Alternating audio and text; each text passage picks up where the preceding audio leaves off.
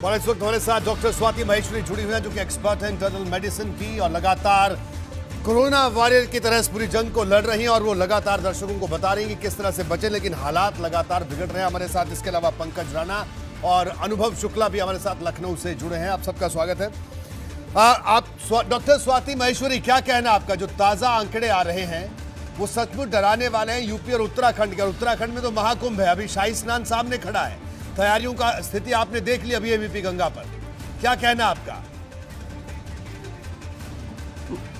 जी हाँ, देखिए मुझे ऐसा लगता है कि एक बहुत ही खतरनाक स्थिति पर हम हैं और कब ये विकराल रूप धारण कर लेगा ये कह पाना बहुत ही मुश्किल है, क्योंकि ये एक जन सैलाब है और जन सैलाब में टेस्टिंग कर पाना, इतना इस बात की पुष्टि कर पाना कि हम उनमें सोशल डिस्टेंसिंग मेंटेन करेंगे, मास्क पहनवा के रखेंगे उन सब लोगों को, ये एक नामुमकिन सा एक दिखाई देता है। और जिस तरह से अभी आप देख भी रहे हैं, बच्चे भी हैं, बूढ़े भी हैं, हर किस्म के लोग वहाँ पहुँच रहे हैं इस वक्त, ये एक बहुत ही भयानक स्थिति है। और सेकेंड वेव को अगर देखें रोहित जी, तो कुछ धारणाएं हैं जो हमारी टूटी भी है। देखिए आज आईसीएमआर ने भी ये बात बोली है कि जिनको कोरोना हो चुका है उनको भी दोबारा कोरोना हो सकता है। 3 महीने तक ही आपको एंटीबॉडी सुरक्षित रखती है। तो हमारे अंदर जो ये धारणा थी कि एक बार कोरोना हो गया अब दोबारा नहीं होगा, ये भी आप टूटते हुए देख रहे हैं। और वहीं ये भी धारणा हमारे मन में आ चुकी थी कि अब लॉकडाउन नहीं लगेगा। लेकिन आज ज़रूर भले ही राज्य सरकारें ये कह रही हैं कि हम लॉकडाउन नहीं लगाएंगे, लेकिन अगर ये रूप विकराल होता जाएगा तो उनके पास भी कल कोई विकल्प नहीं रहेगा और हम लॉकडाउन की स्थिति देखेंगे। आज पहले ही कुछ सिटीज़ में आप देख चुके हैं भारत में, पुणे की बात करें, नागपुर की बात करें, बहुत सारी ऐसी सिटीज़ हैं जो ऑलरेडी लॉकडाउन के कगार पर खड़ी हैं और वहाँ पहुँच ही गई हैं। ऐसी स्थिति में कब ये बाकी प्रदेश भी या बाकी सिटीज़ भी हमारी वहाँ तक पहुँच जाएंगे कोई नहीं कह सकता है। तो ये आज हमारे ऊपर ही निर्भर करता है, हमारे ही हाथ में अब ये स्थिति है कि हम इसको किस तरफ ले जाना चाहते हैं। और कहीं ना कहीं अगर ये बहुत विकराल हुआ तो हम खुद भी इसके जिम्मेदार होंगे, क्योंकि आज भी हम ये बात नहीं समझ पा रहे हैं कि एक दूसरे से मिलने की वजह से ही, एक दूसरे से कांटेक्ट की वजह से ही, क्योंकि हम सोशल डिस्टेंसिंग नहीं रख रहे हैं, मास्क नहीं लगा रहे हैं, हम संयम नहीं बरत पा रहे, इस वजह से संक्रमण बहुत तेज़ी से बढ़ रहा है। ज़रूर स्ट्रेन्स आ गए हैं और इसकी वजह से हमें और भी ज़्यादा संयम की ज़रूरत है। हम ये कैसे सोच सकते हैं कि स्ट्रेन्स आ गए हैं इसलिए संक्रमण बढ़ रहा है, इसलिए हम अपने आचरण में कोई बदलाव नहीं लाएंगे।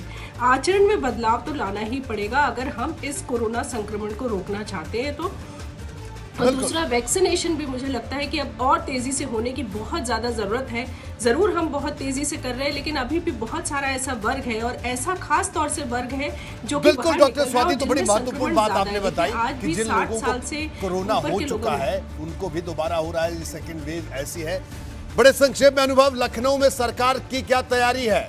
क्या कुछ कड़े कदम लिए जा सकते हैं? अनुभव संक्षेप में, वक्त कम है।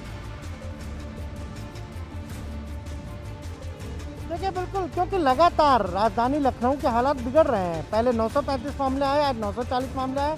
मुख्यमंत्री ने आज जो बैठक की टीम 11 के साथ साफ तौर पर कहा कि जिस तरीके से ये केसेस बढ़े हैं, और सबसे बड़ी बात स्कूलों में मामले बहुत सामने आए, इसीलिए जो छुट्टियां थी 8 तक की अब उसे 11 तारीख तक बढ़ा दी गई हैं, चाहे सरकारी स्कूल हो चाहे प्राइवेट स्कूल हो।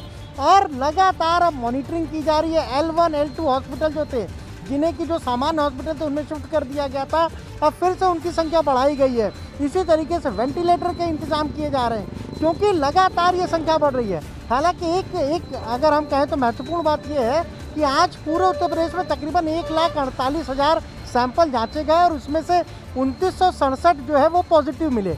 जबकि कल की अगर तुलना कर लें तो कल तकरीबन 1,23,000 के ही आसपास सैंपल जांचे गए थे और तब 26 पॉजिटिव मिले। तो अनुभव, ये स्थिति आपने बताई, ताजा स्थिति उत्तर प्रदेश की, यहाँ पर भी हालात इस तरह के बने। पंकज, संक्षेप में हरिद्वार की स्थिति बताइए, क्योंकि पूरी दुनिया की नजर हरिद्वार पर है, किस तरह की तैयारी यहाँ पर? निश्चित तौर पर बिल्कुल सही बात कही आपने। हरिद्वार में दुनिया की नजर है और यहाँ कुंभ का आयोजन हो रहा है। और जिस तरह से एबीपी गंगा ने अलग अलग जगह जाकर जो सरकार की चीजें हैं, क्या व्यवस्थाएं हैं वो दिखाई है। रेलवे स्टेशन पर बहुत ज्यादा व्यवस्थाएं नहीं है, काउंटर कम है, वहाँ पर स्वास्थ्य जो अधिकारी हैं वो वहाँ नहीं होते हैं, कर्मचारी पर्याप्त नहीं है। बॉर्डर एरिया पर इस तरह से हालात है, तो निश्चित तौर पर कहा जा सकता है कि कुंभ पर कोरोना का साया मंडराने लगा है। और ये हर की पौड़ी का नजारा है, क्योंकि ये महसूस हो जाता है कि जब कुंभ होता है तो हर की पौड़ी पर सबसे ज्यादा श्रद्धालु पहुंचते हैं। और यहाँ देखिए किस तरह से दर्शक देख रहे होंगे कि बिल्कुल सन्नाटा है, लोगों की संख्या बहुत कम है। अमूमन ये संख्या हर रोज रहती है, इससे पहले जब कुंभ का आयोजन शुरू नहीं हुआ था तो इस तरह का ही माहौल रहता था। ये ब्रह्मकुंड का नजारा है। और ब्रह्मकुंड पर देखिए किस तरह से आप देख रहे हैं कि यहाँ पर संख्या लोगों की बहुत कम है। नहीं तो इससे पहले जब भी कुंभ हुए हैं, जो लोग बता रहे हैं कि पुराने जब कुंभ हुए तो रात तक बहुत काफी समय तक यहाँ हजारों की संख्या में श्रद्धालु मां गंगा का आशीर्वाद लेने आते थे। लेकिन फिलहाल यहाँ इस तरह की चीज नजर नहीं आ रही है। तो कह सकते हैं कि कोरोना का साया कुंभ पर अब मंडराने लगा है। ठीक है और पंकज। इसी तरह से केस बढ़ते रहे तो निश्चित तौर पर ये संख्या और भी कम हो सकती है। बिल्कुल बिल्कुल। डॉक्टर स्वाति, फाइनल कमेंट बड़े संक्षेप में आपसे जानना चाहेंगे। ये जो सेकंड वेव है, तो आपने एक बड़ी महत्वपूर्ण बात बताई कि जिनको हो चुका है कोरोना उनको भी हो सकता है, और यूथ के ज्यादा केसेस आ रहे हैं, जो युवा है उन पर ज्यादा अटैक हो रहा है। क्या इसमें सच्चाई है इस बात में?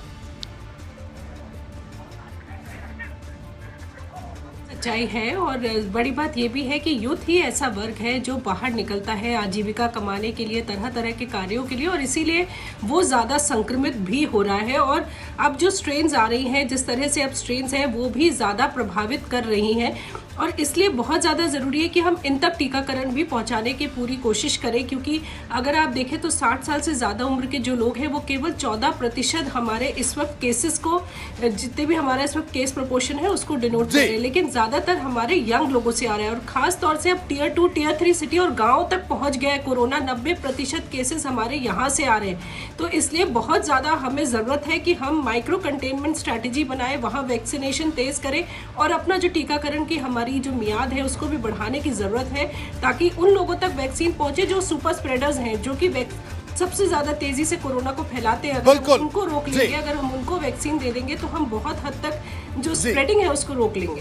बिल्कुल, आपका बहुत बहुत शुक्रिया डॉक्टर स्वाति महेश्वरी।